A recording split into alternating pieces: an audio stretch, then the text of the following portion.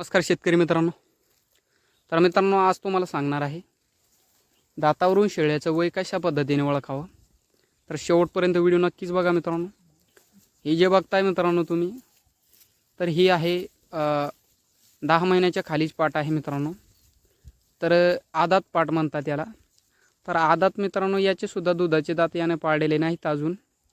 तर बघू शकता दुधाच्या दातावरतीच पाट आहे अजून. तर अशा पद्धतीने दात राहतात दोन्हीकडे. तर बघू शकता ही आहे 2 दातावरती पाट आहे मित्रांनो. तर 2 दातावरती याचं वय किती असतं तर ते सुद्धा सांगून देतोय तुम्हाला.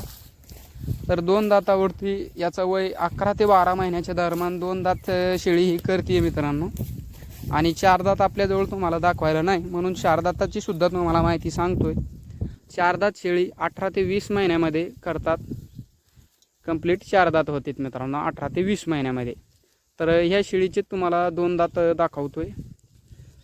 तर बघू शकता अशा पद्धतीने 2 दात मित्रांनो, हे 2 दातावरती शेळी आहे आता.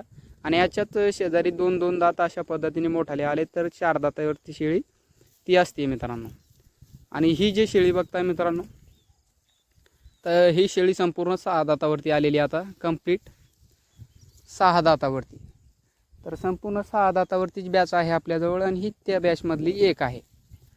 तर याचं सुद्धा तुम्हाला दाता दावतोय. तर बघू शकता संपूर्ण 6 दातावरती क्लिअर आलेली. अजून 2 दात करणं बाकी आहेत मित्रांनो, बघू शकता.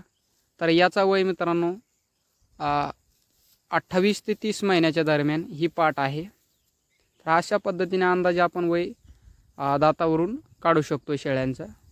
बघू शकता कंप्लीट 6 दात केलेले आहेत. तर ही दुसरी जी शेळी आहे मित्रांनो, सर्वात जुनी शेळी आहे आपल्याजवळ.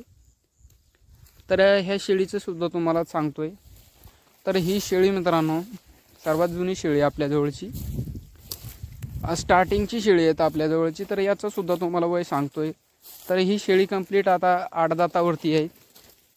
तर 8 दातावरती मित्रांनो याचं साधारणतः 3.5 वर्षाची शेळी बघा आपल्याजवळ आहे. ही 3.5 वर्ष मित्रांनो वय याचं आहे.